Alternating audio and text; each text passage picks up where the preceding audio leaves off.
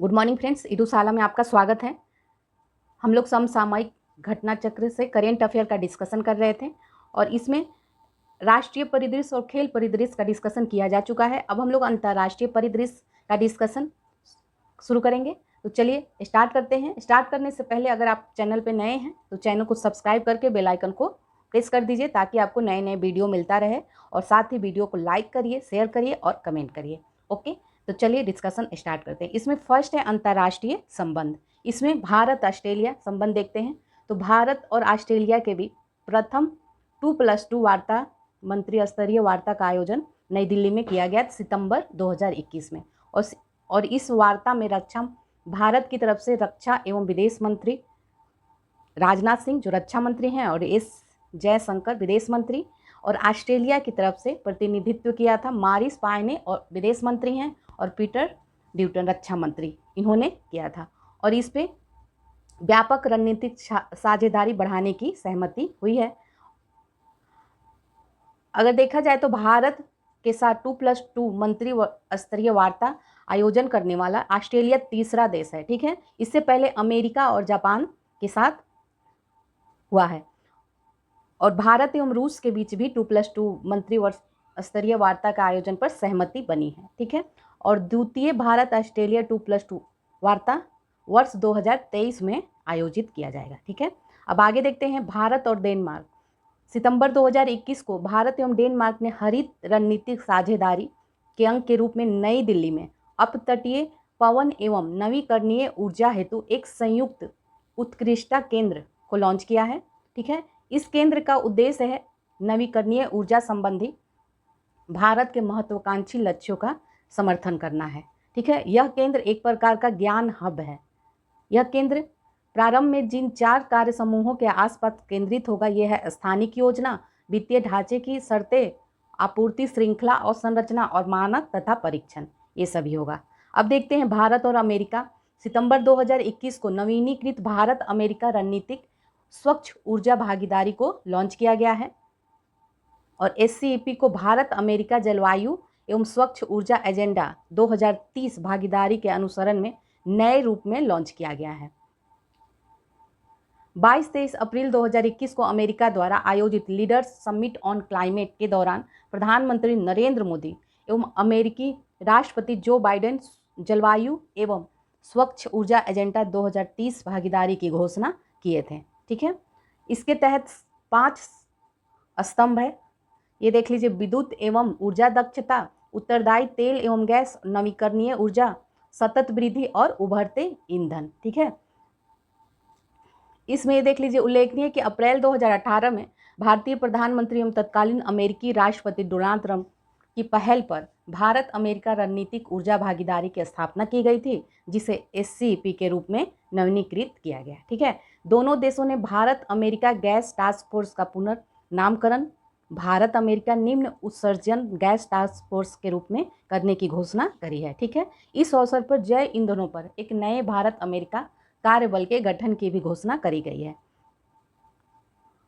उल्लेखनीय है कि अमेरिका ने अपने शुद्ध ग्रीन हाउस गैस उत्सर्जनों में 2005 के स्तर की तुलना में 2030 तक 50 से 52% कटौती का लक्ष्य निर्धारित किया है। भारत ने भी 2030 तक 450 गीगावाट नवीकरणीय ऊर्जा की स्थापना का लक्ष्य निर्धारित किया है। ठीक है, 4 मार्च 2021 को असम से संयुक्त राज्य अमेरिका के लिए लाल चावल की पहली खेप को रवाना किया गया है। लाल चावल बाबू धान भी इसे बोलते हैं। इसकी पहली खेप किसके लिए? अमेरिका को भेजा गया है। अब नेक्स्ट देखते हैं, जलवायु कार्रवाई एवं वित्तीय गतिशीलता संवाद हुआ है। ये भारत एवं अमेरिका के बीच 2021 में इसे लॉन्च किया गया है। ये क्या है? तो CAFMD भारत अमेरिका जलवायु एवं स्वच्छ ऊर्जा एजेंडा 2030 भागीदारी के 2 ट्रैकों में से 2 ट्रैक है में से एक है। ठीक है, इसका दूसरा ट्रैक भारत अमेरिका रणनीतिक स्वच्छ ऊर्जा भागीदारी है। ठीक है, आगे बढ़ते हैं, देखते हैं भारत मालदीव। मई 2021 को भारत द्वारा अड्डू शहर जो मालदीव में है में एक नए वाणिज्य दूतावास को खोलने की मंजूरी प्रदान की गई है। ठीक है, अब भारत दक्षिण कोरिया देखिए, मार्च 2021 को दिल्ली कैंट में भारत कोरिया मैत्री पार्क का उद्घाटन किया गया है। और साथ ही यह पार्क कोरियाई युद्ध 1950 से 53 में जो हुआ था में संयुक्त राष्ट्र के तत्वाधान में भारत के योगदान के स्मारक के रूप में भी है। ठीक है, तो ये भारत और दक्षिण कोरिया। अब नेक्स्ट आते हैं भारत बांग्लादेश। कोविड-19 महामारी के प्रकाश में आने के बाद से प्रधानमंत्री नरेंद्र मोदी की यह पहली विदेश यात्रा है। तो प्रधानमंत्री नरेंद्र मोदी ने 26 से 27 मार्च 2021 के दौरान बांग्लादेश की राजकीय यात्रा संपन्न करी और देखा जाए तो कोविड-19 के बाद इनकी पहली विदेश यात्रा है। प्रधानमंत्री की यह बांग्लादेश यात्रा 3 युगांतकारी घटनाओं के संपन्न हुई है और ये कौन सी थी? मुजीब बोरसो, बंगबंधु शेख मुजीबुर रहमान की जन्म शताब्दी थी। दूसरा था भारत एवं बांग्लादेश के मध्य राजनयिक संबंधों की स्थापना के 50 वर्ष हुए थे और बांग्लादेश के स्वतंत्रता संग्राम की 50वीं वर्षगांठ थी, तो इसलिए। ठीक है, प्रधानमंत्री नरेंद्र मोदी ने शेख मुजीबुर रहमान को मरणोपरांत गांधी शांति पुरस्कार 2020 से सम्मानित किया। प्रधानमंत्री ने भारत में बांग्लादेशी युवाओं के अध्ययन के लिए 1000 स्वर्ण जयंती छात्रवृत्ति प्रदान करने की घोषणा भी की है। ठीक है, बांग्लादेश के राष्ट्रीय दिवस समारोह के अवसर पर प्रख्यात हिंदुस्तान शास्त्रीय गायक पंडित अजय चक्रवर्ती ने बंगबंधु को समर्पित एक विशेष राग मैत्री की रचना की है। ठीक है, इस यात्रा के दौरान दिल्ली विश्वविद्यालय में बंगबंधु पीठ स्थापित करने का भी निर्णय किया गया है। भारत द्वारा बांग्लादेश को औपचारिक रूप से मान्यता प्रदान करने की तिथि 6 दिसंबर को मैत्री दिवस के रूप में मनाने का भी निर्णय लिया गया है। बांग्लादेश के स्वतंत्रता संग्राम में शहीद हुए भारतीय सैनिकों के सम्मान में आशुगंज, जो कि बांग्लादेश में है, एक युद्ध स्मारक की स्थापना का निर्णय लिया गया है। दोनों पक्ष न्यू जलपाईगुड़ी, जो पश्चिम बंगाल में है, एवं ढाका के मध्य मिताली एक्सप्रेस नामक एक नई यात्री ट्रेन सेवा को आरंभ करने पर दोनों के भी सहमति भी बनी है। ठीक है, दोनों पक्षों द्वारा मुजीबनगर, जो बांग्लादेश में है, और नादिया, जो पश्चिम बंगाल में है, के मध्य ऐतिहासिक सड़क को जोड़ने एवं उसका नामकरण सधीनोता स्वरूप करने की भी घोषणा करी गई है। ठीक है, अब आगे देखते हैं। भारत और बांग्लादेश के मध्य मैत्री सेतु का आरंभ किया गया है और ये मैत्री सेतु किस नदी पे है?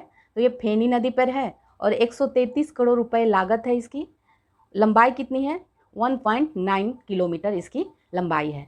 यह सेतु भारत के सबरूम, जो दक्षिण त्रिपुरा जिला में है, को बांग्लादेश के रामगढ़ से जोड़ता है। ठीक है, अब आगे देखते हैं।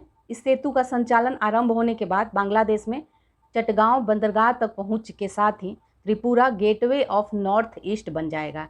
ठीक है, तो त्रिपुरा अब क्या? गेटवे ऑफ नॉर्थ ईस्ट बन जाएगा। अब आगे बढ़ते हैं। दोनों देशों के मध्य कनेक्टिविटी के लिए चिल्हाटी तथा हल्दीबाड़ी के मध्य रेल लिंक को पुनर्बहाल भी किया गया। ये सभी था। अब चलिए आगे देखते हैं। भारत स्वीडन। मार्च 2021 को प्रधानमंत्री नरेंद्र मोदी एवं स्वीडन के प्रधानमंत्री स्टीफन लोफवेन के मध्य वर्चुअल शिखर सम्मेलन का आयोजन किया गया। इस सम्मेलन के दौरान दोनों प्रधानमंत्रियों ने एम्स जोधपुर में एक स्वीडन भारत स्वास्थ्य हब की स्थापना का स्वागत किया है।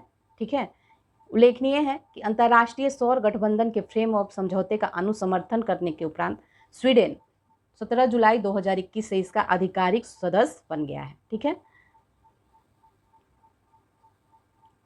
चलिए आगे अब देखते हैं। भारत फ्रांस। जनवरी 2021 को नई दिल्ली में भारत फ्रांस पर्यावरण वर्ष का उद्घाटन किया गया। वर्ष 2021 को हरित ग्रह की दिशा में भारत फ्रांस गठबंधन का वर्ष के रूप में भी मनाया गया। भारत फ्रांस पर्यावरण वर्ष जिन 5 मुख्य विषयों पर केंद्रित है, यह है पर्यावरण संरक्षण, जलवायु परिवर्तन, जैव विविधता संरक्षण, सतत शहरी विकास, नवीकरणीय ऊर्जा एवं ऊर्जा दक्षता विकास। तो ये भारत और फ्रांस के बीच में। अब देखते हैं भारत और अफगानिस्तान। फरवरी 2021 को प्रधानमंत्री नरेंद्र मोदी की उपस्थिति में भारत एवं अफगानिस्तान के मध्य लालंदर सहतूत बांध के निर्माण के लिए हस्ताक्षर हुआ है समझौते ज्ञापन पे। ठीक है,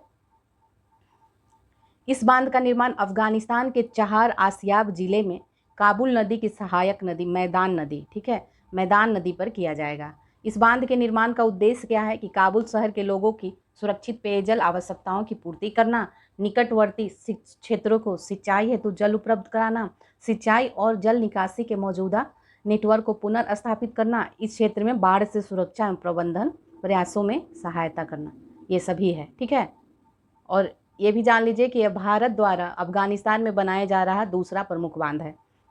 ठीक है, भारत सरकार के वित्त पोषण से अफगानिस्तान में निर्मित प्रथम बांध भारत अफगानिस्तान मैत्री बांध, जिसे सलमा बांध के नाम से भी जाना जाता है, इसका उद्घाटन 16 में किया गया था। अब आगे देखिए ऑपरेशन देवी शक्ति क्या है। तो अफगानिस्तान पर तालिबान के नियंत्रण के उपरांत भारत ने 16 अगस्त 2021 को काबुल से भारतीय नागरिकों और अफगान सहयोगियों को सुरक्षित भारत लाने के लिए एक जटिल मिशन की शुरुआत करी थी। ठीक है, और इस मिशन को ऑपरेशन देवी शक्ति नाम दिया गया। अब आगे बढ़ते हैं। इस अभियान में भारतीय वायुसेना के C-17 globe master third heavy lift सैन्य परिवहन विमान तथा C-130J परिवहन विमान का उपयोग किया गया। ठीक है, अब आगे बढ़ते हैं। आगे देख लीजिए भारत भूटान। तो नवंबर 2020 को प्रधानमंत्री नरेंद्र मोदी ने भूटान के प्रधानमंत्री जो हैं लोटे त्शेरिंग के साथ वर्चुअल माध्यम से रुपे कार्ड के चरण 2 का शुभारंभ किया है। इसके दूसरे चरण में भूटान नेशनल बैंक द्वारा जारी किए गए रुपे कार्ड के धारक भारत में इसका उपयोग कर सकेंगे। ठीक है, भूटान में भीम UPI शुरू हुआ है,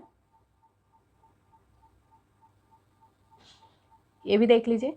तो जुलाई 2021 को NPCI international payments limited national payment corporation of India की अंतर्राष्ट्रीय शाखा ने भूटान में भीम UPI QR आधारित भुगतान को सक्षम कार्यान्वित करने के लिए भूटान के रॉयल मॉनेटरी अथॉरिटी के साथ साझेदारी की घोषणा करी है। ठीक है, इससे भारत के लगभग 2 लाख से अधिक पर्यटक लाभान्वित होंगे और भीम एवं रुपे कार्ड को स्वीकार करने वाला एकमात्र देश बन गया है भूटान। ठीक है, अब आगे देखते हैं भारत इटली के बारे में है। तो भारत और इटली के बीच वर्चुअल शिखर सम्मेलन हुआ। इसके तहत 15 समझौते ज्ञापनों पर हस्ताक्षर हुआ है। ठीक है, अब भारत मॉरिशस देख लीजिए। अगस्त 2020 में मॉरिशस ने हिंद महासागर में देश के दक्षिण पूर्वी तट पर फंसे जापान के स्वामित्व वाले MV वाकाशियो पोत से तेल का रिसाव शुरू होने के बाद पर्यावरणीय आपातकाल की घोषणा कर दी थी। ये अगस्त 2020 के समय था।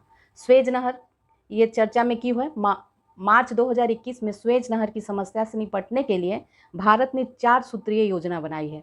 इसमें केप ऑफ गुड होप के जरिए पोतों को गंतव्य तक भेजा जाना शामिल है।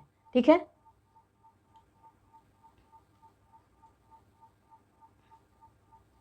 अब ये अंतर्राष्ट्रीय संबंध कंप्लीट हो गया। अब हम लोग देखेंगे अंतर्राष्ट्रीय प्रकरण। ठीक है, तो इसमें फर्स्ट है वैश्विक नवाचार सूचकांक। वैश्विक नवाचार सूचकांक देखेंगे। 2021 में इस सूचकांक का प्रकाशन WIPO द्वारा पोर्टुलन्स इंस्टीट्यूट, विभिन्न कॉर्पोरेट तथा अकादमिक नेटवर्क भागीदारों एवं GII सलाहकारी बोर्डों की साझेदारी में किया गया है।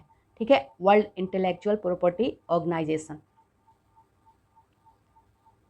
यह इसका 14वां संस्करण है।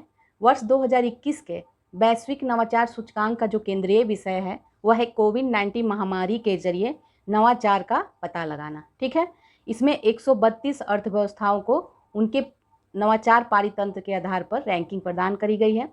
इसमें देखा जाए तो वैश्विक नवाचार सूचकांक 2021 में देखा जाए तो लगातार 11वें वर्ष स्विट्जरलैंड प्रथम स्थान पर रहा।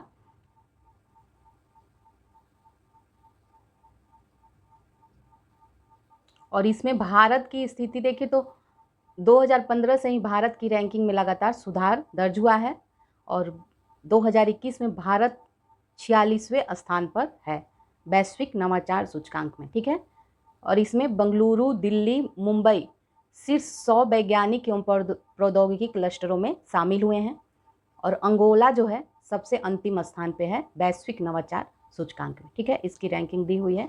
अब चलिए आगे देखते हैं टाइम 100 सूची 2021। ठीक है, इसमें देखते हैं ये सितंबर 2021 को जारी की गई।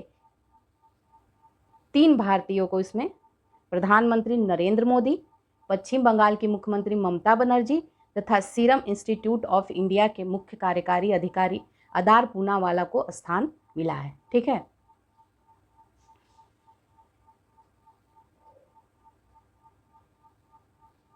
इस सूची में अगर देखें तो तालिबानी नेता अब्दुल घानी बरादर को भी करिश्माई मिलिट्री नेता के तौर पर नेतृत्वकर्ता श्रेणी में शामिल किया गया है।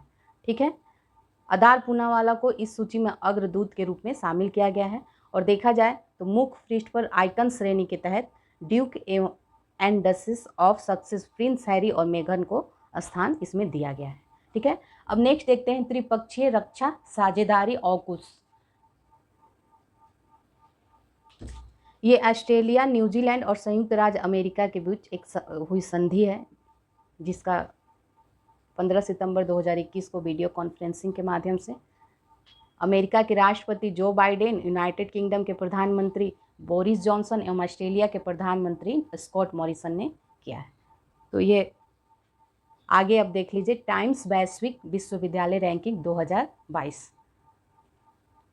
सितंबर 2021 को टाइम्स हायर एजुकेशन ने वैश्विक विश्वविद्यालय रैंकिंग जारी की है। इसमें 5 क्षेत्रों में विभक्त 13 प्रदर्शन संकेतकों के आधार पर वैश्विक विश्वविद्यालय की रैंकिंग तैयार की जाती है।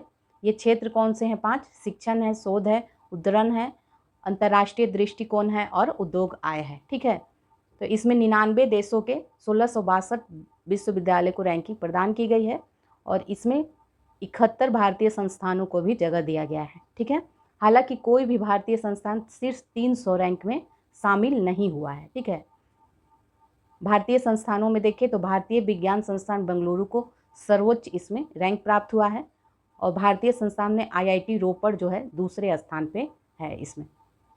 सबसे इसमें शीर्ष स्थान पे देख लीजिए, ऑक्सफोर्ड विश्वविद्यालय को मिला है वर्ल्ड यूनिवर्सिटी रैंकिंग 2022 में। ऑक्सफोर्ड विश्वविद्यालय जो UK का है ये शीर्ष पे है। ठीक है, और भारत के ये विश्वविद्यालय हैं जिनको रैंकिंग मिली है। भारतीय विज्ञान संस्थान, भारतीय प्रौद्योगिकी संस्थान Ropar, JSS Academy of Higher Education and Research Karnataka, भारतीय प्रौद्योगिकी संस्थान इंदौर और अलगप्पा विश्वविद्यालय, Thapar Institute of Engineering and Technology, इनको मिला है स्थान। ठीक है, अब हम लोग देखते हैं आगे हुरून ग्लोबल 500 सूची। तो अगस्त 2021 को हुरून अनुसंधान संस्थान द्वारा हुरून ग्लोबल 500 सूची जारी की गई है। ये क्या है? विश्व की 500 सबसे मूल्यवान गैर राज्य नियंत्रित कंपनियों की सूची है ये।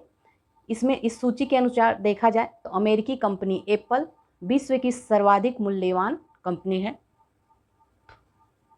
जिसका मूल्य $2.443 ट्रिलियन है। ठीक है, इसमें सबसे पहले एप्पल को स्थान मिला है, फिर माइक्रोसॉफ्ट, अमेजॉन, अल्फाबेट, फेसबुक को मिला है और भारत की 12 निजी भारतीय कंपनियों ने भी इसमें स्थान पाया है। ठीक है, भारत विश्व में इसमें 9वें स्थान पे है। रिलायंस इंडस्ट्रीज जो है 97वें स्थान पर काबिज है, जो भारतीय कंपनियों में सबसे शीर्ष स्थान पे है, जबकि टाटा कंसल्टेंसी सर्विसेज भारत की दूसरी तथा HDFC जो बैंक है तीसरी है।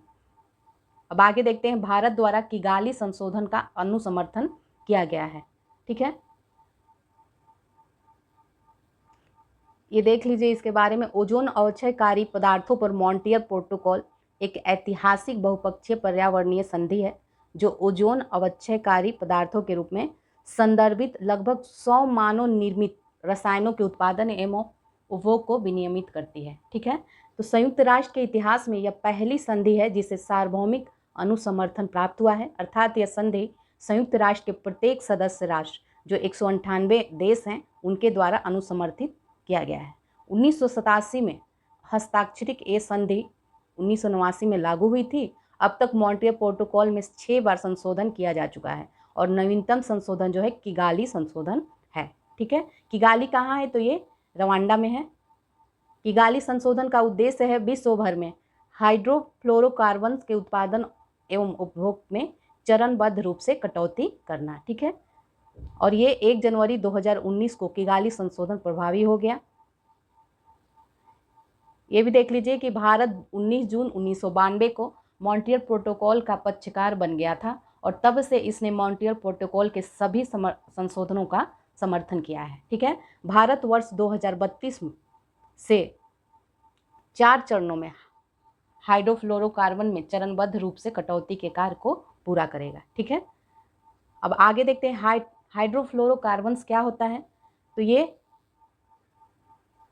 हाइड्रोफ्लोरोकार्बन्स को क्लोरोफ्लोरोकार्बन्स एवं हाइड्रोक्लोरोफ्लोरोकार्बन्स के गैर ओजोन अवक्षयकारी विकल्प के रूप में प्रचलित किया गया था।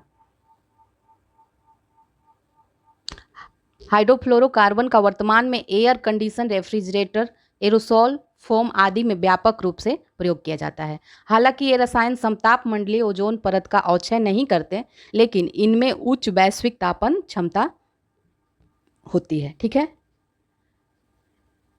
किगाली में मॉन्ट्रियल प्रोटोकॉल के पक्षकार देश हाइड्रोफ्लोरोकार्बन को नियंत्रित पदार्थों की सूची में शामिल करने पर सहमत हो गए हैं और 2040 के दशक के अंत तक इनके उपयोग में 80 से 85% तक की क्रमिक कटौती की समय सीमा को मंजूरी दिया गया है। ठीक है, अब देखते हैं IPCC की जलवायु परिवर्तन रिपोर्ट 2021। ठीक है, तो संयुक्त राष्ट्र पर्यावरण कार्यक्रम यूनेप तथा विश्व मौसम विज्ञान संगठन ने संयुक्त रूप से 1988 में IPCC की स्थापना करी थी और इसका उद्देश्य था कि जलवायु परिवर्तन का वैज्ञानिक आकलन करना और उसके अनुकूल तथा समन हेतु उपाय सुझाना। ठीक है, तो ये इसकी 5वीं आकलन रिपोर्ट 2014 में प्रकाशित की गई थी।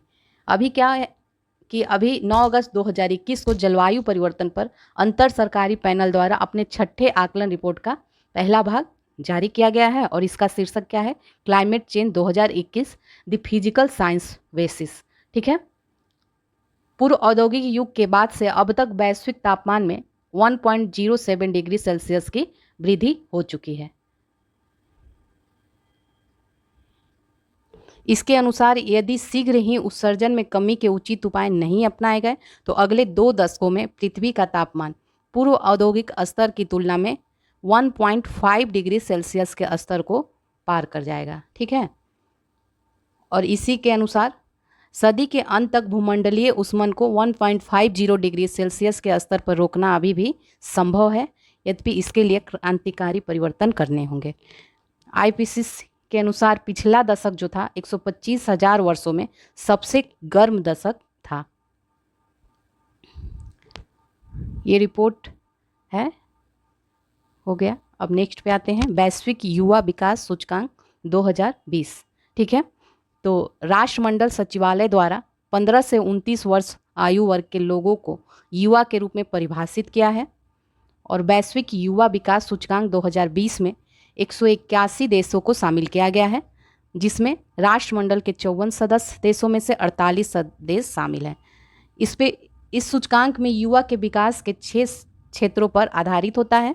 ये कौन से क्षेत्र हैं? स्वास्थ्य एवं कल्याण, शिक्षा, रोजगार एवं अवसर, राजनीतिक एवं नागरिक भागीदारी और समानता एवं समावेशन तथा शांति और सुरक्षा। ठीक है, अगस्त 2021 को लंदन स्थित राष्ट्रमंडल सचिवालय द्वारा 181 देशों के युवा विकास की त्रैवार्षिक रैंकिंग जारी की गई है। इसमें क्या है, सिंगापुर को पहली बार इस सूचकांक में प्रथम स्थान प्राप्त हुआ है। ठीक है, तो सिंगापुर इसमें पहले स्थान पे है, चाड सबसे अंतिम स्थान पे है। ठीक है, और इसमें देखा जाए भारत की रैंकिंग 122वें स्थान पे है। भारत मध्यम युवा विकास वाले देशों की श्रेणी में शामिल है। ठीक है, तो सिंगापुर इसमें फर्स्ट पे है। चलिए अब आगे देखते हैं, बांग्लादेश एवं कनाडा CDRI के नए सदस्य बनाए गए हैं। ठीक है, 23 सितंबर 2019 को न्यूयॉर्क में आयोजित संयुक्त राष्ट्र जलवायु कार्रवाई शिखर वार्ता 2019 के दौरान प्रधानमंत्री नरेंद्र मोदी ने इस गठबंधन की शुरुआत की घोषणा करी थी और इसका सचिवालय कहाँ है? नई दिल्ली में स्थित है।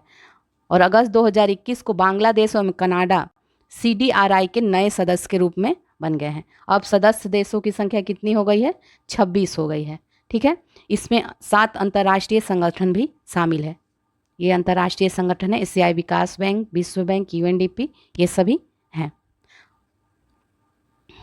अब चलिए आगे देखते हैं, लोअर अरुण जल विद्युत परियोजना जुलाई 2021 को काठमांडू नेपाल में भारत के सतलज जल विद्युत निगम और नेपाल निवेश बोर्ड के मध्य लोअर अरुण जल विद्युत परियोजना के विकास हेतु समझौता पे हस्ताक्षर हुआ है। और 29 जनवरी 2021 को SJVN लिमिटेड ने अंतर्राष्ट्रीय प्रतिस्पर्धा निविदा के माध्यम से इस परियोजना को हासिल किया था। इस परियोजना की क्षमता 679 MW है और ये परियोजना नेपाल के साखुआ सभा और भोजपुर जिलों में स्थित है। ये परियोजना जो है अरुण 3 जो है जल विद्युत परियोजना का डाउन स्ट्रीम विस्तार है। इस परियोजना में कोई जलाशय या बांध नहीं होगा। ठीक है, अब आगे देखते हैं। इसमें थोड़ा सा और देख लीजिए कि 2018 में अरुण 3 परियोजना की आधारशिला रखी गई थी और यह नेपाल में भारत द्वारा किया गया सबसे बड़ा निवेश है, 7,000 करोड़ रुपए, और यह साथ ही नेपाल में सबसे बड़ी जल विद्युत परियोजना है। ठीक है, अब देखते हैं नेक्स्ट, बांध सुरक्षा समझौता। अगस्त 2021 को भारत सरकार, केंद्रीय जल आयोग एवं 10 राज्यों के प्रतिनिधियों ने विश्व बैंक के साथ बांधों की सुरक्षा एवं सुधार के लिए $250 मिलियन की परियोजना पर हस्ताक्षर किया है। ये 10 राज्य देख लीजिए कौन कौन है। गुजरात, मध्य प्रदेश, केरल, मणिपुर, महाराष्ट्र, छत्तीसगढ़, उड़ीसा, मेघालय, राजस्थान और तमिलनाडु, इनके बीच हुआ है। और इसका प्रथम चरण 2012 में ही शुरू किया गया था और ये 2020 में पूर्ण भी हो गई। यह योजना देश के 10 राज्यों के 120 बांधों पर लागू की जाएगी। अभी देखें तो बांधों की संख्या के संदर्भ में भारत जो है 5,334 बांध है भारत, और इसके साथ ही भारत विश्व में चीन और अमेरिका के बाद तीसरे स्थान पे है। ठीक है, अब देखते हैं हेनले पासपोर्ट सूचकांक 2021। ये सूचकांक जो है हेनले ग्लोबल मोबिलिटी रिपोर्ट का हिस्सा है।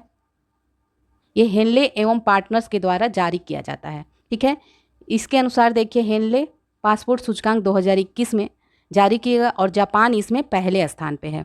तो जापान के पासपोर्ट धारक बिना किसी वीज़ा के विश्व के 193 गंतव्यों की यात्रा कर सकते हैं। ठीक है, इसमें जापान पहले स्थान पे है, सिंगापुर दूसरे स्थान पे है, और भारत की रैंकिंग अगर देखें तो 2021 के सूचकांक में भारत 90वें स्थान पे है। और भारत की पासपोर्ट धारक बिना किसी पूर्व वीज़ा के 58 देशों की यात्रा कर सकते हैं भारतीय। ठीक है, अब आगे देखते हैं वैश्विक शांति सूचकांक। जून 2021 को सिडनी ऑस्ट्रेलिया में स्थित विश्व के अग्रणी विचार मंच Institute for Economics and Peace द्वारा वैश्विक शांति सूचकांक जारी किया गया है। यह 15वां संस्करण है। इसमें 163 देशों को शामिल किया गया है और इसमें देखा जाए तो 23 गुणात्मक एवं मात्रात्मक संकेतकों का आधार किया गया है और 3 विस्तृत विषयों को शामिल इसमें किया गया है।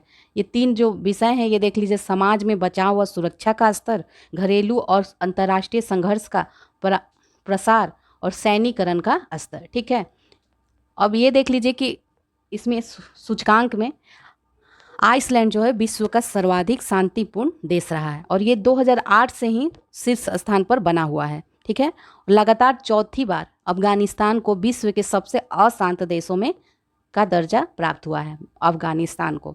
और इसमें देखा जाए तो भारत की जो रैंकिंग है वो 163 देशों की सूची में 135वां स्थान है। ठीक है, और भूटान 22वीं रैंक के साथ दक्षिण एशिया का सर्वाधिक शांतिपूर्ण देश बना हुआ है। ठीक है, अब नेक्स्ट देखते हैं IMD विश्व प्रतिस्पर्धात्मक रैंकिंग 2021।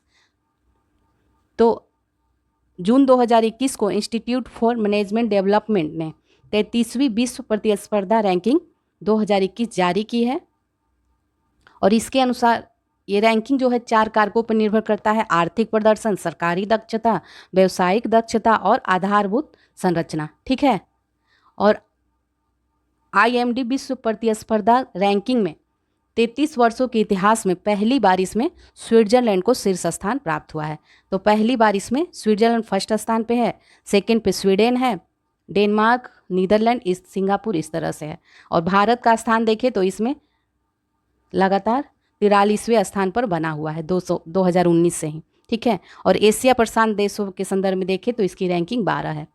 आगे देखते हैं क्यूएस वर्ल्ड यूनिवर्सिटी रैंकिंग 2022। तो रैंकिंग जारी की गई है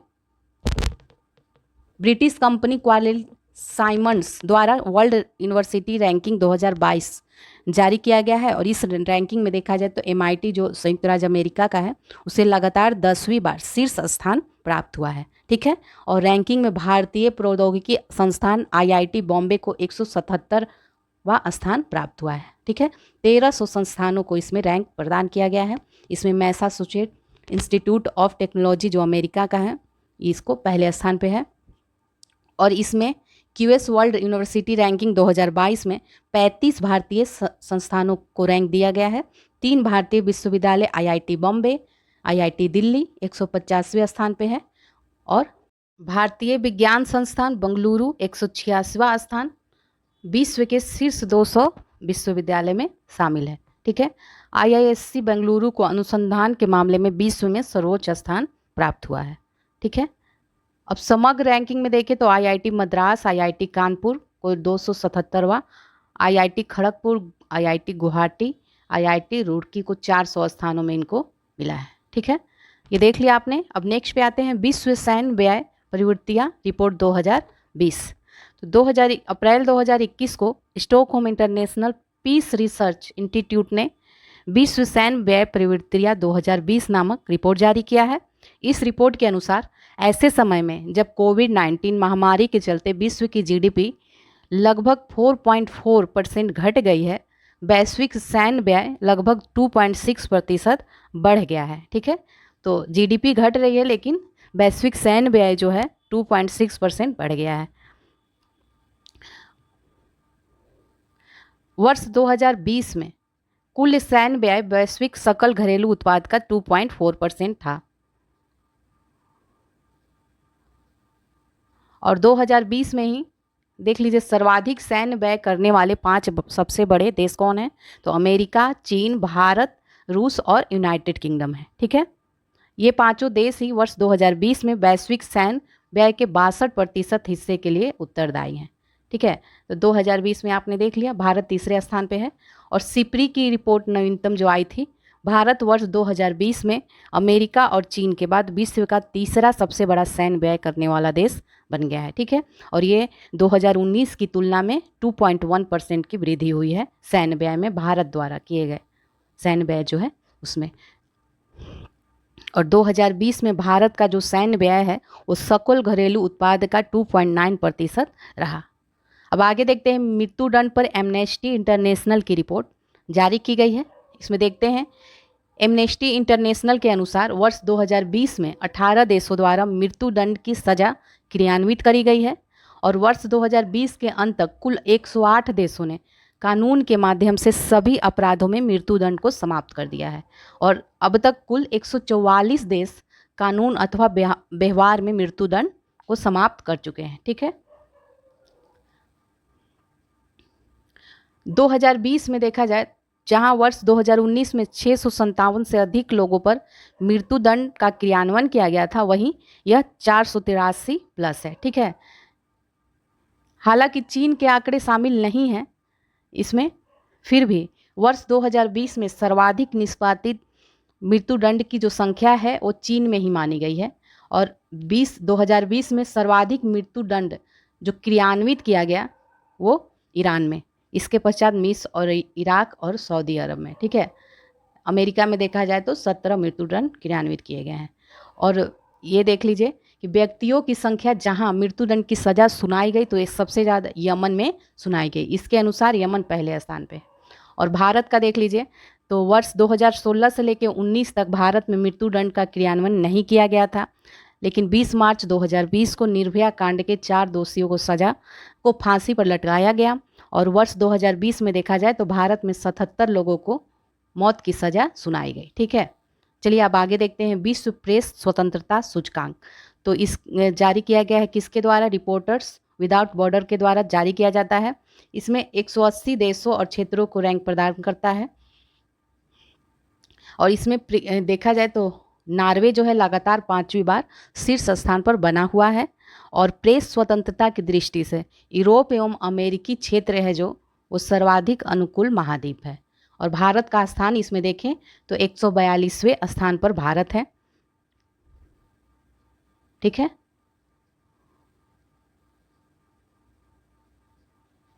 अब नेक्स्ट देखते हैं वैश्विक लैंगिक अंतराल रिपोर्ट 2020।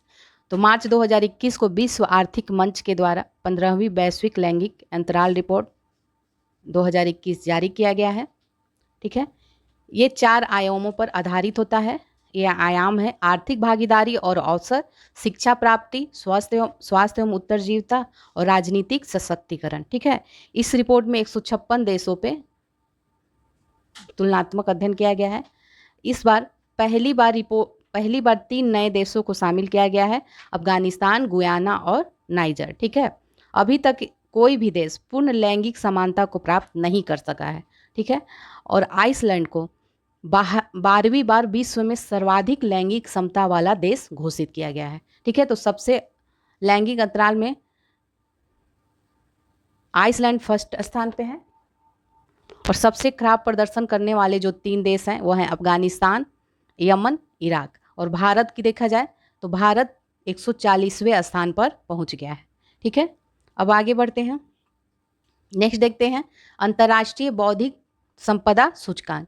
तो विश्व के सबसे बड़े व्यापारिक संघ यूएस चैम्बर ऑफ कॉमर्स के वैश्विक नवाचार नीति केंद्र द्वारा अंतर्राष्ट्रीय बौद्धिक संपदा सूचकांक 2012 से ही जारी किया जा रहा है। और इसमें 50 संकेतक और 53 देशों में बौद्धिक संपदा अवसंरचना का मूल्यांकन किया गया है। इसमें क्या शामिल है? पेटेंट, कॉपीराइट, ट्रेडमार्क, ये सभी शामिल हैं। ठीक है। तो मार्च 2021 को इसमें भारत को 40वां स्थान प्राप्त हुआ है और इसमें 53 अर्थव्यवस्थाओं को शामिल किया गया है। इसमें शीर्ष 5 देश देख लीजिए। तो पहले स्थान पे संयुक्त राज्य अमेरिका है, फिर यूनाइटेड किंगडम है, जर्मनी है और अंतिम देश अगर देखें तो वेनेजुएला है इसमें अंतिम देश 53वें स्थान पे। ठीक है। अब आगे देखते हैं विश्व प्रसन्नता रिपोर्ट 2021। तो विश्व प्रसन्नता रिपोर्ट जारी किया गया है। यह 9वां संस्करण है और ये 6 कारकों को शामिल करती है: प्रति व्यक्ति सकल घरेलू उत्पाद, उदारता, भ्रष्टाचार बोध, स्वस्थ जीवन प्रत्याशा, जीवन में विकल्प चुनने की स्वतंत्रता और सामाजिक अवलंबन। ठीक है। तो विश्व प्रसन्नता रिपोर्ट जारी किया गया है। इसमें लगातार चौथी बार फिनलैंड सर्वाधिक प्रसन्न देशों की सूची में प्रथम स्थान पर रहा। और शीर्ष 10 देशों में देखें तो एशियाई देश कोई भी शामिल नहीं है। और सबसे दुखी देश देखा जाए तो यह कौन है? अफगानिस्तान है सबसे। अब भारत का जो रैंकिंग है देख लीजिए। भारत की रैंकिंग 139 है, इसमें 139 पे भारत का रैंकिंग है। ठीक है। आगे देखते हैं अंतर्राष्ट्रीय शस्त्र हस्तांतरण प्रवृत्तियां 2020। तो मार्च 2021 को Stockholm International Peace Research Institute द्वारा अंतर्राष्ट्रीय शस्त्र हस्तांतरण प्रवृत्तियां नामक रिपोर्ट प्रकाशित की गई। और इसके अनुसार विश्व के 2016 से 20 की अवधि में विश्व के 5 सबसे बड़े हथियार निर्यातक देश क्रमशः अमेरिका, रूस, फ्रांस, जर्मनी और चीन है। और इसी अवधि के दौरान 2016 से 20 में विश्व में सबसे बड़े निर्यातक देखा जाए तो अमेरिका का शस्त्र निर्यात सकल विश्व का 37% है। और आयातक देखा जाए विश्व के 5 सबसे बड़े शस्त्र आयातक क्रमशः सऊदी अरब पहले स्थान पे है और भारत दूसरे स्थान पे है। और मिस्र और ऑस्ट्रेलिया चीन है। ठीक है। भारत जो है सऊदी अरब के बाद विश्व में प्रमुख शस्त्रों का दूसरा बड़ा आयातक है। रूस इन दोनों अवधियों में भारत का सबसे बड़ा हथियार आपूर्तिकर्ता देश रहा है। और भारत जो है विश्व में हथियारों का 24वां बड़ा निर्यातक देश है। भारत से हथियार प्राप्त करता जो देश हैं वो है म्यांमार, श्रीलंका और मॉरिशस। ठीक है। तो आप देख लिया आपने। अब आगे देखते हैं कोविड-19 प्रदर्शन सूचकांक। कोविड-19 प्रदर्शन सूचकांक का उद्देश्य है वैश्विक महामारी कोविड-19 से निपटने में देशों की सक्षमता का मूल्यांकन करना। इस सूचकांक के निर्माण में 6 संकेतकों का प्रयोग किया गया है, जिसके आधार पर 102 देशों के प्रदर्शन का मूल्यांकन किया गया है। ये 6 संकेतक हैं: पुष्ट मामले, मृत्यु के पुष्ट मामले, प्रति मिलियन आबादी पर पुष्ट मामले, प्रति मिलियन आबादी पर मृत्यु के पुष्ट मामले और परीक्षण के अनुपात में पुष्ट मामले और प्रति हजार आबादी पर परीक्षण। तो मार्च 2021 को सिडनी स्थित लोई इंस्टीट्यूट द्वारा कोविड-19 प्रदर्शन सूचकांक जारी किया गया है और शीर्ष 5 देश देखिए तो सूचकांक के अनुसार देखा जाए तो पहले स्थान पे भूटान है, फिर न्यूजीलैंड है, फिर ताइवान है, फिर थाईलैंड, साइप्रस है। भारत की रैंकिंग देखें तो 87 है, 87 है। ठीक है, तो रैंकिंग में दक्षिण एशिया के 2 देशों मालदीव और अफगानिस्तान को शामिल नहीं किया गया है और भारत को 86वें स्थान पर रखा गया था। इससे पहले भी जारी हुआ था उस समय, अभी 87 पे है ना, 87। और जनवरी 2021 में जारी इस रैंकिंग में न्यूजीलैंड प्रथम स्थान पे था। तब न्यूजीलैंड था, अब भूटान हो गया है प्रथम स्थान पे। आगे देखते हैं आर्थिक स्वतंत्रता सूचकांक 2021। ठीक है, तो मार्च 2021 को आर्थिक स्वतंत्रता सूचकांक जारी किया गया है। ये 27वां संस्करण है। इसमें 184 देशों को दिया गया है। हांगकांग और मकाऊ को इस सूचकांक में शामिल नहीं किया गया है। ठीक है,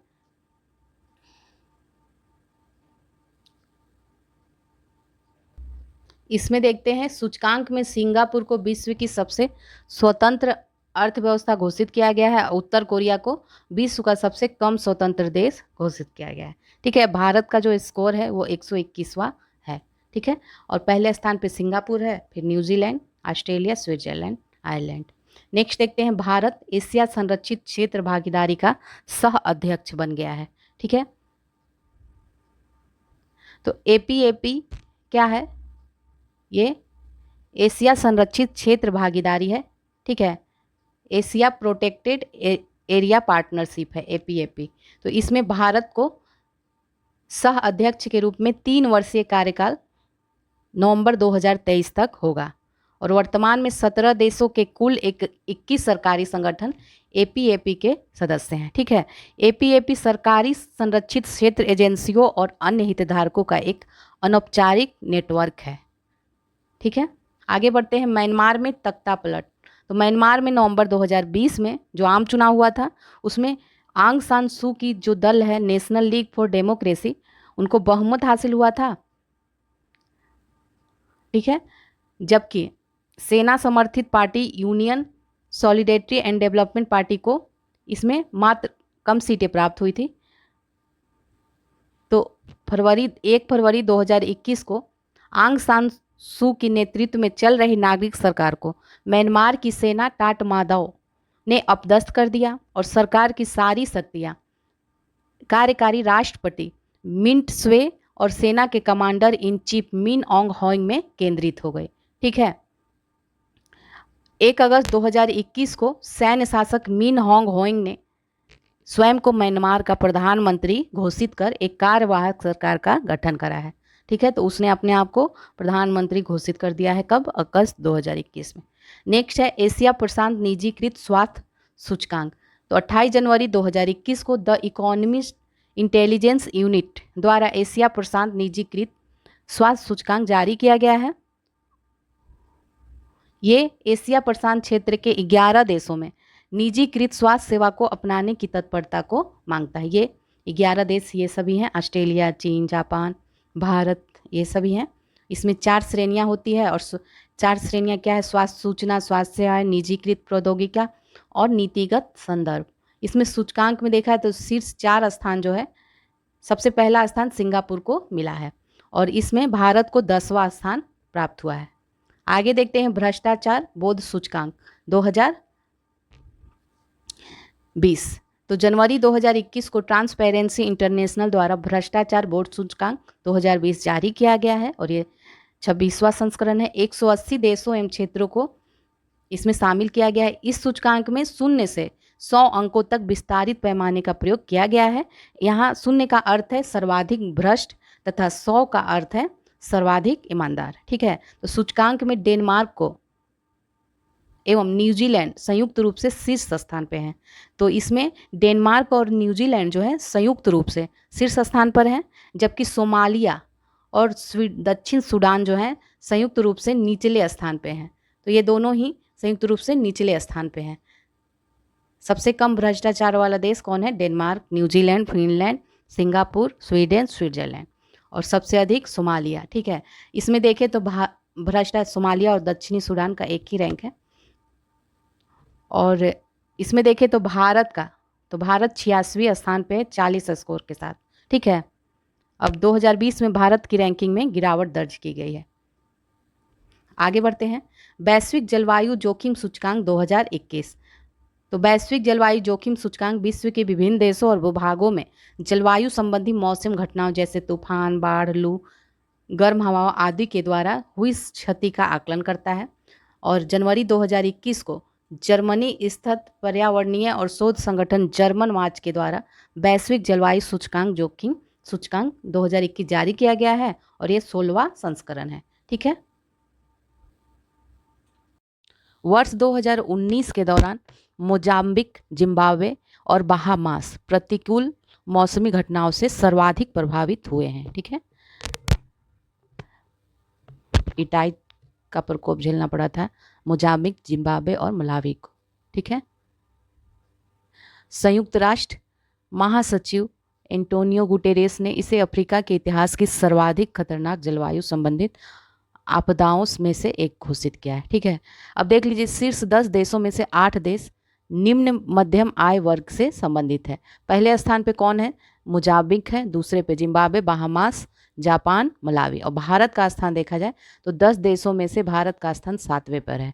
2019 में भारत में आए 8 उष्ण कटिबंधीय चक्रवातों में से 6 चक्रवात जो थे अत्यंत विनाशकारी थे। ठीक है, इसमें सबसे विनाशकारी फानी चक्रवात रहा जो मई 2019 में आया था और 28 मिलियन लोग इससे प्रभावित हुए थे। ठीक है, अब नेक्स्ट देखते हैं। संयुक्त राष्ट्र नाभिकीय हथियार प्रतिबंध संधि लागू किया गया है। तो 24 अक्टूबर 2020 को होंडुरास संयुक्त राष्ट्र नाभिकीय हथियार प्रतिबंध संधि का अनुसमर्थन करने वाला 50वां देश बन गया है। इसी के साथ इस संधि को लागू करने के लिए आवश्यक न्यूनतम 50 पक्षकारों का अनुसमर्थन प्राप्त हो गया है। ठीक है, नाभिकीय हथियारों को प्रतिबंधित करने वाली पहली अंतर्राष्ट्रीय संधि UNTPNW 22 जनवरी 2021 से लागू हो गई है। और संयुक्त राष्ट्र के इस नाभिकीय हथियार प्रतिबंध संधि पर सितंबर 2021 तक 86 देश हस्ताक्षर तथा 55 देश अनुसमर्थन कर चुके हैं। ठीक है,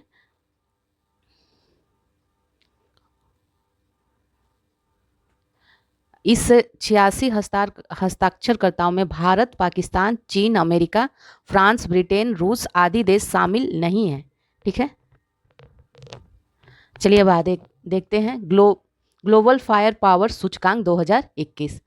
तो ग्लोबल फायर पावर सूचकांक नामक संगठन विश्व की 140 आधुनिक सैन्य शक्तियों से संबंधित आंकड़ों को प्रकाशित करता है और इसके द्वारा जारी रैंकिंग प्रत्येक राष्ट्र के पारंपरिक साधनों द्वारा थल, जल, वायु में युद्ध लड़ने की संभावित क्षमता पर आधारित होती है। ठीक है, इस सूचकांक को तैयार करने में किसी राष्ट्र की परमाणु युद्ध क्षमता को शामिल नहीं किया जाता है। तो जनवरी 2021 को जारी किया गया और इस वार्षिक रक्षा समीक्षा में 140 देशों को शामिल किया गया है और भारत का स्थान इसमें चौथा है। ठीक है, अमेरिका फर्स्ट रैंक पे है और भारत, फिर रूस है, फिर चीन है, फिर भारत है और जापान है। भूटान इस सूचकांक में सबसे नीचे अंतिम स्थान पर है। भूटान एक स्थलबद्ध देश है जिसके चलते इस देश के पास नौसेना नहीं है। नेक्स्ट है मानव स्वतंत्रता सूचकांक 2020। तो मानव स्वतंत्रता सूचकांक 2020 वर्ष 2018 के उपलब्ध आंकड़ों के आधार पर 162 देशों को इसमें शामिल किया गया है और दिसंबर 2020 को वाशिंगटन DC स्थित कैटो इंस्टीट्यूट और कनाडा के फ्रेजर इंस्टीट्यूट द्वारा संयुक्त रूप से मानव स्वतंत्रता सूचकांक का 6ठा संस्करण जारी किया गया और इसमें देख लीजिए तो पहले स्थान पर न्यूजीलैंड है, स्विट्जरलैंड फिर है, हांगकांग, SAR, चीन है और डेनमार्क है, ऑस्ट्रेलिया है। भारत का स्थान देखें तो इसमें 111वें स्थान पे है, स्कोर 6.43 पर। ठीक है, वर्तमान संस्करण में भारत व्यक्तिगत स्वतंत्रता के मामले में 110वें और आर्थिक स्वतंत्रता के मामले में 105वें स्थान पर है। ठीक है, अब देखते हैं time person of the year 2020। ये जारी किया गया है दिसंबर 2020 को अमेरिका की प्रतिष्ठित अंतर्राष्ट्रीय पत्रिका टाइम के द्वारा। 2020 के time person of the year की घोषणा की गई है। और वर्ष 2020 में अमेरिका के 46वें राष्ट्रपति जो बाइडन और उपराष्ट्रपति कैमला हैरिस को पर्सन ऑफ द ईयर चुना गया है। ठीक है, इसमें हैरिस जो है अमेरिका की पहली उपराष्ट्रपति हैं जिन्हें पर्सन ऑफ द ईयर का पुरस्कार घोषित किया गया है। और भारतीय मूल की अमेरिकी वैज्ञानिक एवं अन्वेषक 15 वर्षीय गीतांजलि राव को जूम ऐप पर अपने पर्यवेक्षण, विचार मंथन, अनुसंधान तथा संवाद स्थापित करने की विशिष्ट क्षमता तथा उससे जुड़े लोगों को जोड़ने के लिए टाइम द्वारा प्रथम किड ऑफ द ईयर 2020 चुना गया है। तो गीतांजलि राव को प्रथम किड ऑफ द ईयर 2020 चुना गया है। ठीक है, टाइम के द्वारा। नेक्स्ट है जलवायु परिवर्तन प्रदर्शन सूचकांक देखते हैं। तो ये 4 श्रेणियों के अंतर्गत 14 संकेतकों पर देशों के समग्र प्रदर्शन के आधार पर जारी किया जाता है। ये 4 श्रेणियां कौन सी हैं? ग्रीन हाउस गैस उत्सर्जन, नवीकरणीय ऊर्जा, ऊर्जा उपयोग, जलवायु नीति, इन सभी के आधार पर दिसंबर 2020 को जर्मन वाच कैन इंटरनेशनल तथा न्यू क्लाइमेट इंस्टीट्यूट द्वारा संयुक्त रूप से जलवायु परिवर्तन प्रदर्शन सूचकांक 2021 जारी किया गया है। इसमें शीर्ष 3 स्थानों में कोई भी देश नहीं है। ठीक है, तो शीर्ष के 3 स्थान जो है उसमें कोई भी देश नहीं है और किसी भी देश को अत्यधिक उच्च रेटिंग प्राप्त नहीं हुई है। और इसके अनुसार स्वीडन जो है लगातार चौथे वर्ष जलवायु संरक्षण के मामले में सबसे अग्रणी देश रहा। स्वीडन को चौथा क्रम मिला है क्योंकि शीर्ष 3 स्थान रिक्त है यहाँ पे। ठीक है, अब देखते हैं कि जी इसमें भारत की रैंकिंग 10 है। ठीक है, जलवायु परिवर्तन प्रदर्शन सूचकांक 2021 में भारत को 10वां स्थान प्राप्त है और 2020 में 9वां स्थान था भारत का। ठीक है, और ये चारों श्रेणियां हैं जिसमें भारत को रैंकिंग दी गई है। ग्रीन हाउस गैस में उच्च, नवीकरणीय ऊर्जा मध्यम और ऊर्जा उपयोग उच्च, जलवायु नीति में उच्च। कुल मिला के 10, भारत को 10वां रैंक दिया गया। नेक्स्ट है वैश्विक आतंकवाद सूचकांक 2020। नवंबर 2020 को Institute for Economic and Peace द्वारा वैश्विक आतंकवाद सूचकांक 2020 जारी किया गया है और इसके अनुसार 163 देशों में आतंकवाद के प्रभाव का अध्ययन और विश्लेषण कर रहा है। और देखा जाए तो 2019 में आतंकवाद से वैश्विक आर्थिक क्षति विगत वर्ष की तुलना में 25% घटकर $26.4 बिलियन रही। और देखा जाए इसमें तो 2018 की भांति वर्ष 2019 में भी तालिबान जो है विश्व का सर्वाधिक खतरनाक आतंकवादी था। ठीक है, और अफगानिस्तान जो है सर्वाधिक आतंकवाद प्रभावित देश रहा। वर्ष 2019 में देखें तो उज्बेकिस्तान जो है आतंकवाद से सबसे कम प्रभावित देश रहा। ठीक है, 134वीं रैंक इसको मिली है। और सूचकांक में भूटान, सिंगापुर, संयुक्त अरब अमीरात, बेलारूस समेत कुल 29 देशों को 0 स्कोर के साथ आतंकवाद से अप्रभावित देशों की श्रेणी में रखा गया है। ठीक है, तो पहले स्थान पे आपने देख लिया अफगानिस्तान, इसमें सबसे आतंकवाद प्रभावित देश रहा। फिर इराक है, नाइजीरिया है, सीरिया है, सोमालिया है, ये सभी आतंकवाद प्रभावित देश। भारत का स्थान इसमें देख लीजिए तो 8वें स्थान पे भारत है। ठीक है, और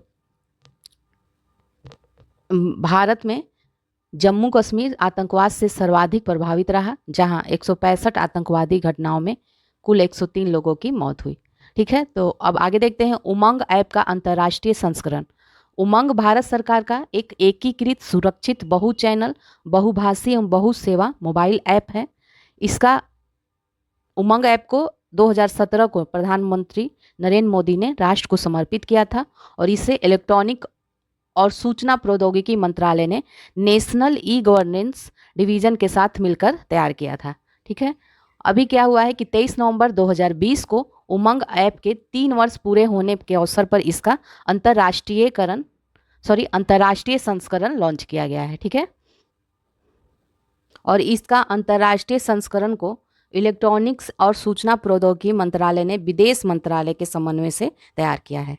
इसका अंतर्राष्ट्रीय संस्करण कुछ चुने हुए देशों जैसे America, England, Canada, Australia, UAE, Netherland, Singapore, Australia और न्यूजीलैंड में सेवाएं उपलब्ध कराएगा। ठीक है, आगे बढ़ते हैं हम। वैश्विक रिश्वत जोखिम सूचकांक 2020।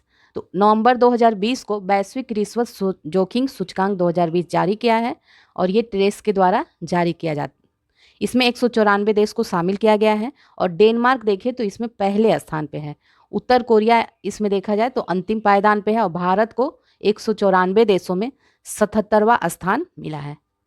आगे देखते हैं लेगाटम समृद्धि सूचकांक 2020।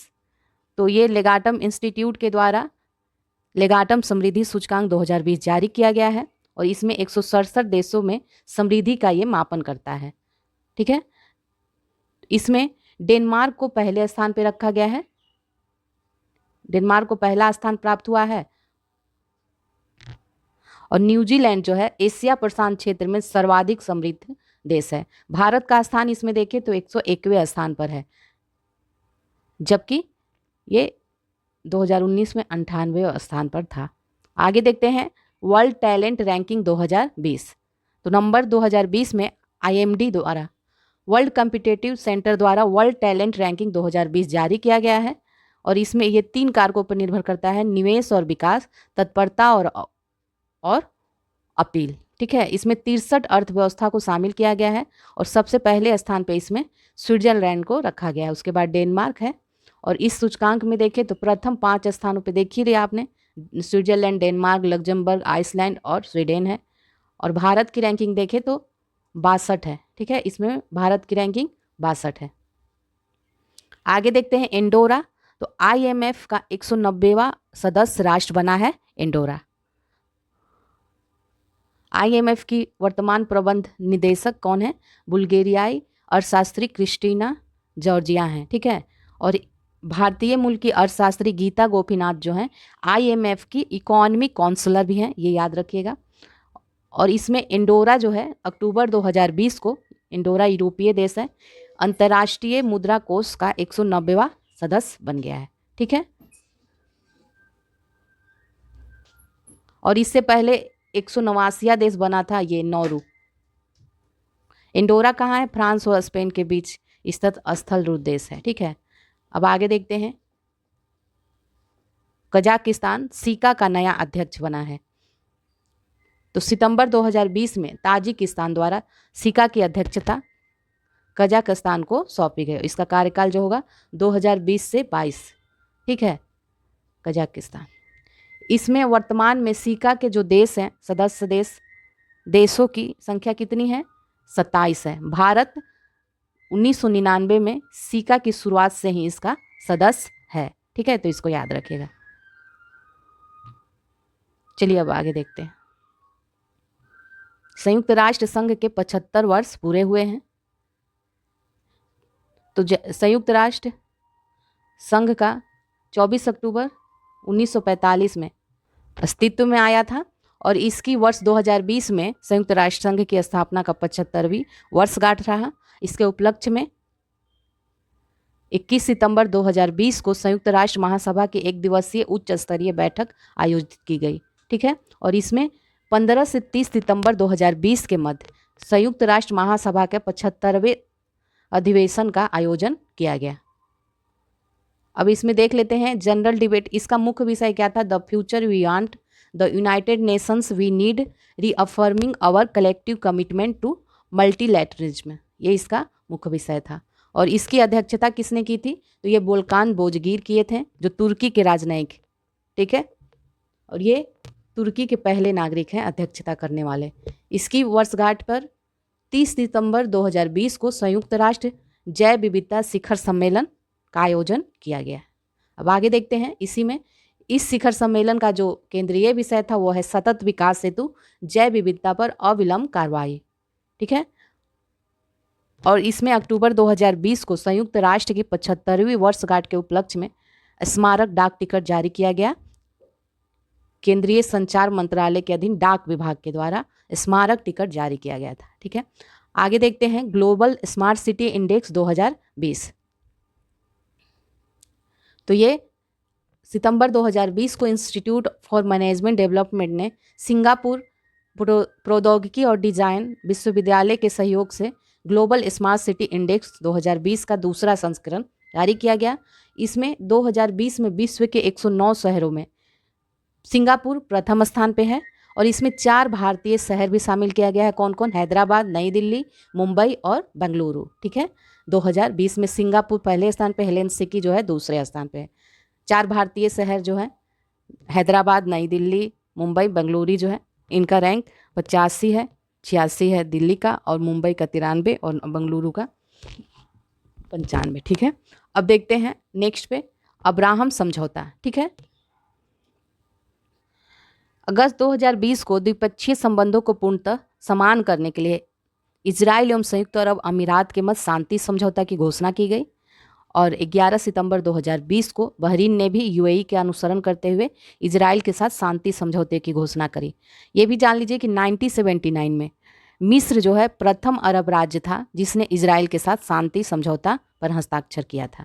ठीक है, तो सितंबर 2020 को 15 सितंबर 2020 है को 2 अरब देशों संयुक्त अरब अमीरात और बहरीन ने इजराइल के साथ राजनयिक संबंधों की स्थापना की और इसे ही अब्राहम समझौता के नाम से जाना जाता है। ठीक है, तो 1994 के बाद से इजराइल और अरब देशों के मध्य हस्तांतरित यह पहला समझौता है। इसकी मध्यस्थता अमेरिका के द्वारा किया गया और फिर सूडान ने भी इससे समझौता करने की बात करी है और मोरक्को ने भी घोषणा करी है।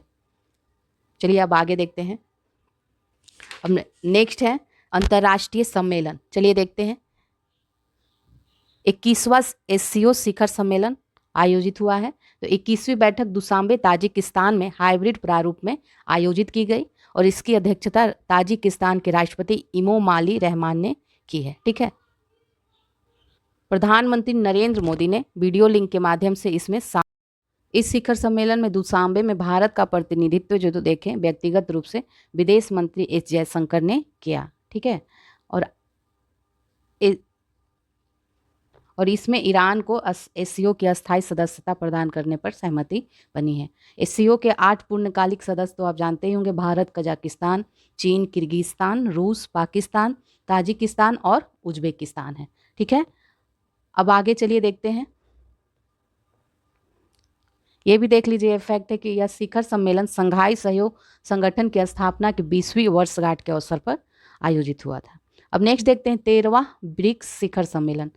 तो 9 सितंबर 2021 को भारत की अध्यक्षता में 13वें ब्रिक्स शिखर सम्मेलन का आयोजन किया गया। वर्चुअल प्रारूप में आयोजित इस शिखर सम्मेलन की अध्यक्षता प्रधानमंत्री नरेंद्र मोदी ने किया और यह तीसरा अवसर था 2012 और 16 के बाद जब ब्रिक्स शिखर सम्मेलन की मेजबानी भारत द्वारा की गई। ठीक है, और दूसरा अवसर था कि प्रधानमंत्री नरेंद्र मोदी ने इसकी अध्यक्षता करी। अब देखें कि वर्ष 2021 में भारत ब्रिक्स का अध्यक्ष है और इस वर्ष ब्रिक्स की स्थापना का 15वीं वर्षगांठ है। ठीक है, और इसका केंद्रीय विषय देखें तो ब्रिक्स @15 निरंतरता, समेकन और आम सहमति के लिए अंतर ब्रिक्स सहयोग। ठीक है, अब आगे देखते हैं। अपनी अध्यक्षता में भारत ने प्राथमिकता के 4 क्षेत्रों को रेखांकित किया है। यह है बहुस्तरीय प्रणाली, आतंकवाद का विरोध और सतत विकास लक्ष्यों की प्राप्ति के लिए डिजिटल एवं प्रौद्योगिकीय उपायों को अपनाना, लोगों के मध्य मेल मिलाप करना। ठीक है, और इस 13वें ब्रिक्स शिखर सम्मेलन के समापन पर नई दिल्ली घोषणा पत्र भी संयुक्त रूप से स्वीकार किया गया और ये BRICS Alliance on Green Tourism एक नई पहल की शुरुआत करी गई है इसमें ब्रिक्स शिखर सम्मेलन में।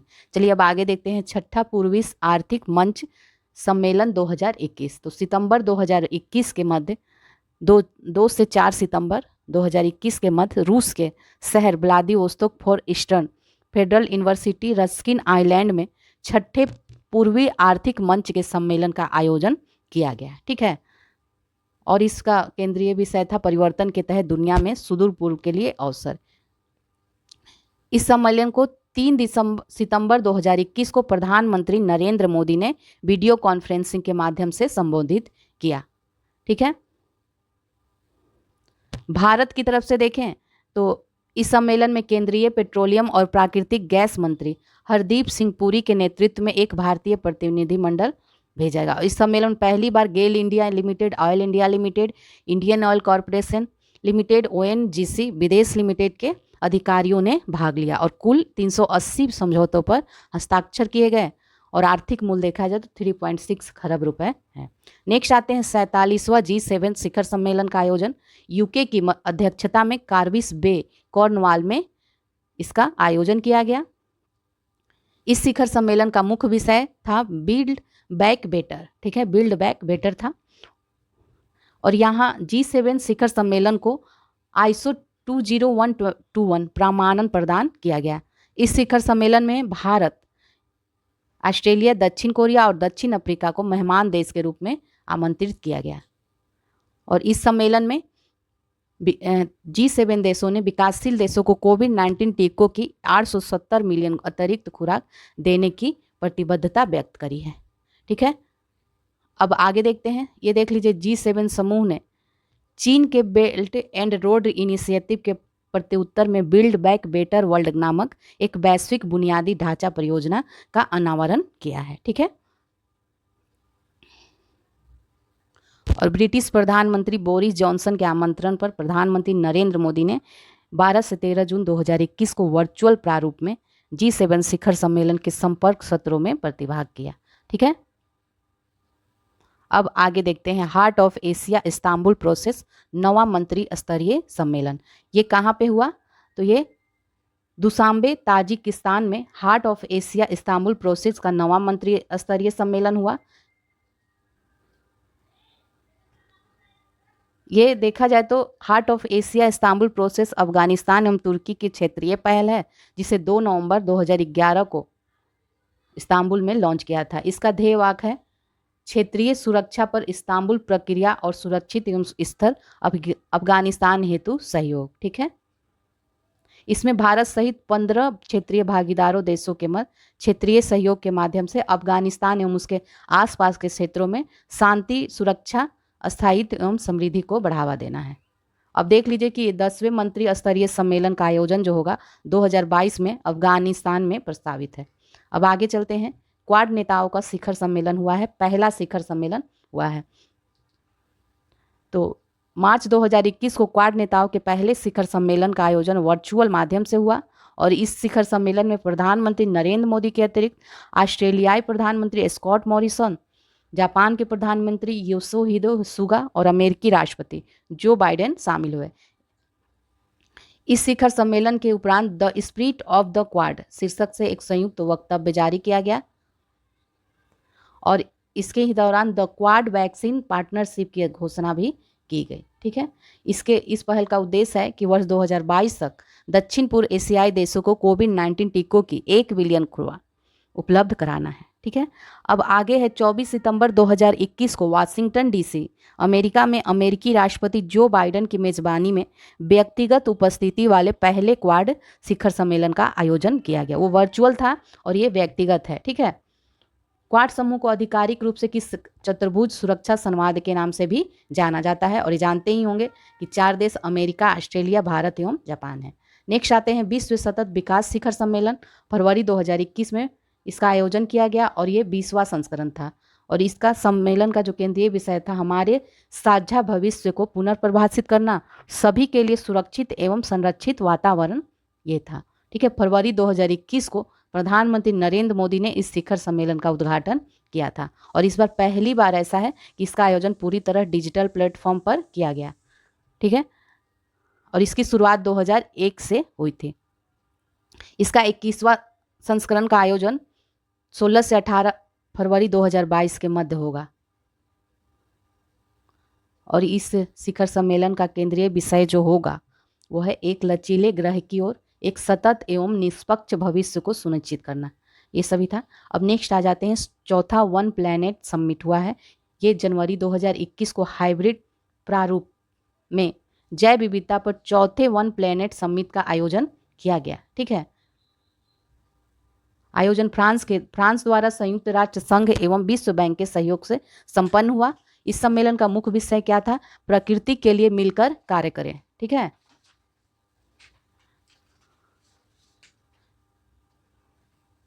इसका पहला सम्मेलन देखें तो 2017 में और दूसरा 2018 में हुआ था और तीसरा नैरोबी में। वन प्लैनेट शिखर सम्मेलन के दौरान स्थलीय एवं समुद्री पारिस्थितिकी तंत्र को संरक्षित करने से संबंधित 2 पहलों का लॉन्च किया गया। ये 2 पहलें कौन सी हैं?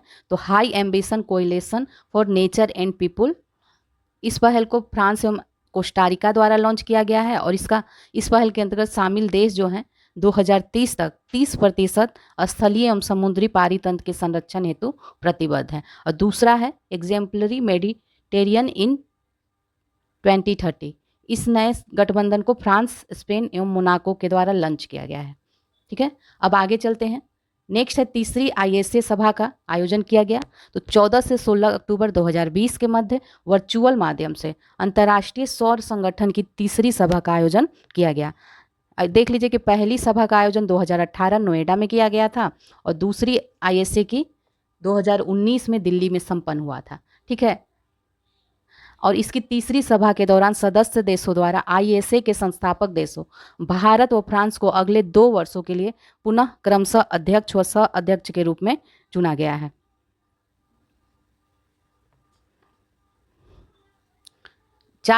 इस बार 4 नए उपाध्यक्षों का चुनाव किया गया है। ये चारों देख लीजिए, ये देश है। ठीक है, और ISA सभा द्वारा विश्व सौर बैंक की स्थापना हेतु समर्थन व्यक्त किया गया है और ISA वैश्विक कंसल्टेंसी अर्नस्ट एंड यंग की साझेदारी में Ease of Doing Solar Report 2020 तैयार की है। और इसमें क्या है कि पहली बार सौर क्षेत्रों में कार्य करने वाले देशों के साथ साथ संस्थानों को भी पुरस्कारों से सम्मानित किया गया। ठीक है, ये हो गया। अब हम लोग नेक्स्ट देखते हैं अंतर्राष्ट्रीय निर्वाचन। ठीक है, कनाडा संघीय चुनाव 2021 सितंबर में हुआ और इसमें लिबरल पार्टी को बहुमत मिला और 49 वर्षीय जस्टिन ट्रूडो लगातार तीसरी बार चुनाव जीतने वाले कनाडा के 8वें नेता एवं दूसरे क्रम सबसे कम उम्र के प्रधानमंत्री बने हैं। ठीक है, तो और इसमें 17 सीटें जो है भारतवंशियों ने भी जीती है। तो जस्टिन ट्रूडो जो है कनाडा के प्रधानमंत्री बने हैं। नेक्स्ट है मोरक्को में संसदीय चुनाव हुआ और इसमें अजीज अखनौज की party national rally of independence ने 395 में से 102 सीटें हासिल की है। और देखा जाए तो अजीज अखनौज निवर्तमान प्रधानमंत्री Islamic justice and development party के साद एदीन अल उथमानी का स्थान लेंगे। कुल मिला के इसमें याद रखिए अजीज अखनौज जो हैं प्रधानमंत्री बने हैं कहाँ के? तो मोरक्को के। ठीक है, नेक्स्ट आते हैं जाम्बिया में राष्ट्रपति चुनाव हुआ है और यहाँ पे United party for national development के जो होकैंडो हिचिलिमा हैं ये राष्ट्रपति निर्वाचित हुए हैं। ठीक है, ईरान में राष्ट्रपति चुनाव 2021 हुआ है। अगस्त 2021 को अमातुल्ला सैयद इब्राहिम रईसी ने आधिकारिक तौर पर 8वें राष्ट्रपति के रूप में हसन रूहानी का स्थान लिया है। ठीक है, अब आगे देखते हैं सीरिया में राष्ट्रपति चुनाव हुआ है तो वहाँ पे बशर अल असद को चौथी बार राष्ट्रपति चुना गया है। इसमें वियतनाम का विधायी चुनाव हुआ है तो यहाँ पे इसमें कुछ है ही नहीं। जिबूती में राष्ट्रपति चुनाव 2021 हुआ है और यहाँ इस्माइल उमर गोले जो है 5वीं बार राष्ट्रपति पद पे निर्वाचित हुए हैं। ठीक है, नीदरलैंड में प्रधानमंत्री मार्क रूटे की पार्टी VVD सबसे बड़ी पार्टी के रूप में चुनी गई है। ठीक है, और ये प्रधानमंत्री यहाँ पे मार्क रूटे ही बनाए गए हैं। रूटे ने चौथी बार प्रधानमंत्री का चुनाव जीता है। नेक्स्ट है एस्टोनिया की पहली महिला प्रधानमंत्री। ये देख लीजिए जनवरी 2021 को काजा क्लास रिफॉर्म पार्टी की हैं। निम्बाल्टिक राष्ट्र एस्टोनिया की पहली महिला प्रधानमंत्री ये बनी है। इनका नाम है काजा क्लास। ठीक है, एस्टोनिया आप देख लीजिए विश्व का एकमात्र देश है जहाँ पे दोनों शीर्ष पदों राष्ट्रपति और प्रधानमंत्री के पद पर महिलाएं विराजमान हैं। तो यहाँ की राष्ट्रपति का नाम केस्टी कलकुजैद है। आगे देखते हैं सादिर जापारोव किर्गिस्तान के नए राष्ट्रपति चुने गए हैं। रोमानिया के नए प्रधानमंत्री बनाए गए हैं फ्लोरिन सीटू को बनाया गया है। ये नेशनल लिबरल पार्टी से संबंधित है। आगे देखते हैं कुवैत के प्रधानमंत्री शेख सब्बा अल खालिद अल सबा को कुवैत के प्रधानमंत्री के रूप में बनाया गया है।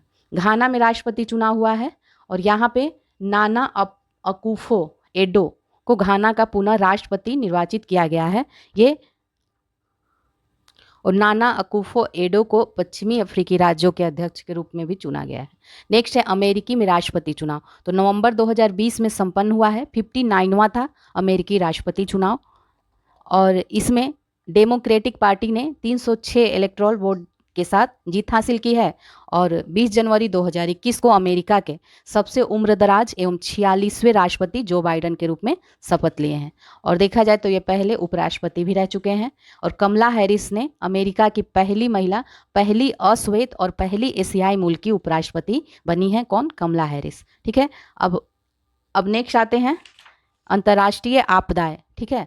तो प्राकृतिक आपदा की भविष्यवाणी करने वाला ऐप लॉन्च किया गया। उत्तराखंड के मुख्यमंत्री ने इस सूचना को साझा किया है। ऐप का निर्माण आईआईटी रुड़की और राष्ट्रीय आपदा प्रबंधन प्राधिकरण एनडीएमए द्वारा किया गया है।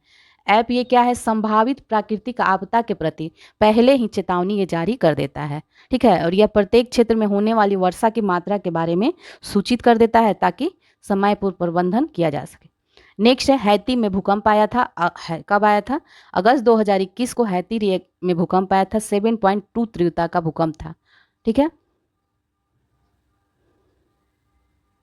अब आगे चलते हैं। फुकोतोकु ओकानोबा ज्वालामुखी। तो जापान के मिनामी इवोजिमा द्वीप के 5 किलोमीटर उत्तर पूर्व में यह ज्वालामुखी प्रशांत महासागर में स्थित है। एक अंतः समुद्री ज्वालामुखी है। ये 12 अगस्त 2021 को जापानी उपग्रह हिमवारी द्वारा उद्गार का पता लगाया गया था। अब आगे देखिए माउंट मेरापी। ये इंडोनेशिया के जावा द्वीप पर स्थित है। यहाँ 9 अगस्त 2021 को ये प्रस्फुटित हुआ था। माउंट मेरापी जो है इंडोनेशिया का सर्वाधिक सक्रिय ज्वालामुखी माना जाता है। नेक्स्ट है अलास्का में ज्वालामुखी विस्फोट हुआ था। अगस्त में 3 ज्वालामुखियों में विस्फोट हुआ है। कौन कौन से? पावलोक, ग्रेट सिटिकन और अलेसियन द्वीप में स्थित सेसिसोपोनायो में ज्वालामुखी ये शामिल हैं। ठीक है। तुर्की में सी नॉट का प्रकोप आया था।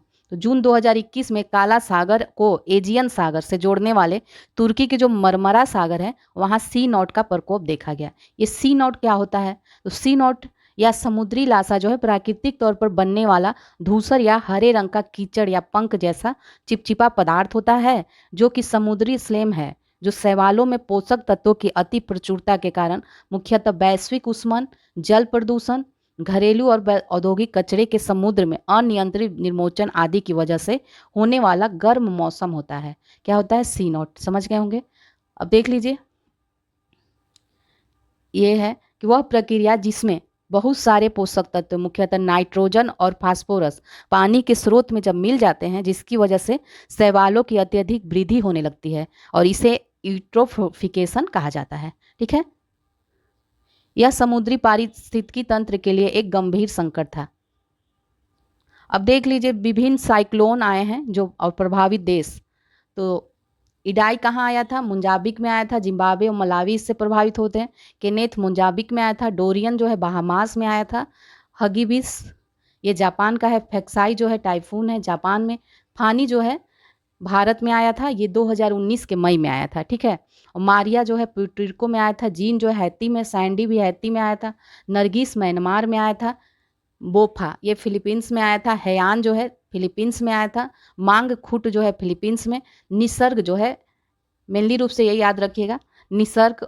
और ये अभी फानी जो आया था फानी निसर्ग भारत में 2020 जून में आया था। अम्फान जो है भारत, बांग्लादेश, श्रीलंका, भूटान में 2020 मई में आया था। क्यार जो है पश्चिमी भारत, ओमान, यूएई, सोमालिया में आया था 19 में। ठीक है। बुलबुल जो है थाईलैंड, म्यांमार, भारत, बांग्लादेश में आया था। निवार जो है भारत एवं श्रीलंका में आया था 2020 नवंबर में। ठीक है। नेक्स्ट पे आते हैं माउंट सीनाबाग ज्वालामुखी जो है इंडोनेशिया के सुमात्रा प्रांत में स्थित। अभी इसमें मई 2021 को विस्फोट प्रारंभ हुआ। ठीक है। इसके उपरांत धुआं और राख 3 किलोमीटर ऊंचाई तक फैल गया। यह ज्वालामुखी 400 वर्ष बाद 2010 से सक्रिय हुआ है और ये इंडोनेशिया प्रशांत महासागर से लगे रिंग ऑफ फायर का भाग है जो विश्व के लगभग 75% ज्वालामुखी का घर एवं 90% भूकंप का भाग है। ठीक है। अब देखते हैं चक्रवात तौकते। मई माह में भारत के पश्चिमी तट पर अरब सागर से उत्पन्न उष्णकटिबंधीय चक्रवाती तूफान तौकते आया था, जिसका लैंडफॉल जो है क्षेत्र गुजरात रहा। ठीक है, और इसको भारतीय मौसम विभाग द्वारा गंभीर चक्रवात के श्रेणी में डाला गया है। ठीक है, गंभीर चक्रवात। इसकी जो गति थी 160 से 180 किलोमीटर प्रति घंटा थी और गुजरात तट से टकराया था। और पिछले 23 वर्षों में यह पश्चिमी तट पर आने वाला सबसे भयावह तूफान था। ठीक है, इसका नामकरण म्यांमार ने किया है तौकते। और तौकते का अर्थ क्या होता है? शोर करने वाली छिपकली, गेको है। अब देख लीजिए यास तूफान। मई 2021 में तौकते तूफान के बाद भारत के पूर्वी तट तथा बांग्लादेश के दक्षिण में यास तूफान आया था। ठीक है, और बंगाल की खाड़ी में उत्पन्न इस तूफान ने उड़ीसा, पश्चिम बंगाल सहित कई राज्यों को प्रभावित किया था। और भारतीय मौसम विभाग ने इसे तूफान को अत्यंत गंभीर की श्रेणी में रखा है। और इसका जो नामकरण है ओमान के द्वारा किया गया है, और इसका जिसका अर्थ होता है जैस्मिन। नेक्स्ट देखते हैं दुनिया का सबसे बड़ा हिमखंड। तो 20 मई 2021 को दुनिया का सबसे बड़ा आइसबर्ग या हिमखंड A76 अंटार्कटिका से टूटकर अलग हो गया। ठीक है, यह हिमखंड 4320 वर्ग किलोमीटर क्षेत्र में फैला है। अंटार्कटिका से टूटकर अलग हुआ हिमखंड A76 जो है बेडेल सागर में स्थित रान आइसोसेल्फ से अलग हुआ है। ठीक है, सेमरू ज्वालामुखी ये इंडोनेशिया के पूर्वी जावा प्रांत में स्थित है। इसमें जनवरी 2021 को विस्फोट हुआ। ठीक है, इस ज्वालामुखी को द ग्रेट माउंटेन भी कहा जाता है और यह जावा का सबसे ऊंचा एवं सबसे सक्रिय ज्वालामुखी है। नेक्स्ट आते हैं लेह में मौसम विज्ञान केंद्र की स्थापना। 29 दिसंबर 2020 को इस केंद्र की स्थापना लेह में की गई है और यह भारत का सबसे ऊंचाई पर स्थित मौसम विज्ञान केंद्र है। ये 3500 मीटर ऊंचा है। ठीक है, ये केंद्र नुब्रा, चांगथांग, पेंगोंग झील, कारगिल, द्रास, धाम, बैमा, खलसी जैसे प्रमुख पर्यटन स्थलों के मौसम के पूर्वानुमान की सुविधा प्रदान करेगा। ठीक है, नेक्स्ट देखते हैं किलाउआ ज्वालामुखी। ये ज्वालामुखी अमेरिका के हवाई राज्य के हवाई द्वीप में सबसे विस्फोटक ज्वालामुखी से एक है और दिसंबर 2020 में इसमें विस्फोट हुआ है। 4.4 की तीव्रता से भूकंप भी इसमें आया था और 1983 से इसमें लगातार विस्फोट जारी है। नेक्स्ट है मुंबई समुद्र पर तट पर नीला ज्वार देखा गया। तो दिसंबर 2020 में मुंबई के जुहू समुद्र तट पर और महाराष्ट्र के देवघर, वेलस और मुरुद समुद्र तटों पर नीले ज्वार देखने की घटना, इस घटना को जय संदीप्ति या बायोलुमिनिनेंस कहते हैं। ठीक है, और यह घटना डायनोफ्लैगलेट्स नामक पादप प्लकों के कारण घटित होता है। ये क्या है? तो इसकी कुछ प्रजातियां जो विषाक्त होती है और यह लाल ज्वार का कारण भी बनता है। नेक्स्ट है चक्रवात निवार। नवंबर 2020 में बंगाल की खाड़ी में उत्पन्न चक्रवात तमिलनाडु पुडुचेरी समुद्र तट से टकराया और निवार नाम इसका ईरान के द्वारा रखा गया है, जिसका अर्थ क्या होता है? बिजली होता है। ठीक है, यह चक्रवात प्रारंभ में गंभीर श्रेणी में रखा गया था, लेकिन बाद में इसको बेहद गंभीर श्रेणी में रखा गया है और इसकी जो गति थी 120 किलोमीटर पर घंटे थी। इस चक्रवात से तमिलनाडु, आंध्र प्रदेश, पुडुचेरी सबसे ज़्यादा प्रभावित हुए थे। हरिकेन आमोटा ये नवंबर 2020 को मध्य अमेरिकी देश निकारागुआ में निकारागुआ के तट से टकराया। ठीक है, और इसकी उत्पत्ति कैरेबियन सागर में हुई थी और इसकी तीव्रता के आधार पर इसे श्रेणी 4 में रखा गया है। ठीक है, इस श्रेणी 4 में रखा गया है चूंकि हवा की गति के आधार पर उष्णकटिबंधीय तूफान को 5 श्रेणियां में रखा जाता है, उसी में से रखा गया है। टाइफून गोनी ये नवंबर 2020 को ये तूफान फिलीपींस के तट से टकराया था और इसकी गति जो थी 225 किलोमीटर पर घंटा रही और इसे वर्ष 2020 का दुनिया का सबसे शक्तिशाली तूफान माना जा रहा है। ठीक है, इसमें नोट है उसे देख लीजिए। उष्णकटिबंधीय चक्रवातों को उत्तर पश्चिमी प्रशांत महासागर में टाइफून कहा जाता है और उत्तरी अटलांटिक महासागर में हरिकेन और उत्तर पश्चिमी ऑस्ट्रेलिया में विली और ये हिंद महासागर क्षेत्र में उष्णकटिबंधीय चक्रवात के रूप में ये जाना जाता है। ठीक है, तो इसी के साथ आपका अंतर्राष्ट्रीय परिदृश्य कंप्लीट हो गया। अब हम लोग नए वीडियो में नए टॉपिक के साथ मिलते हैं। ओके।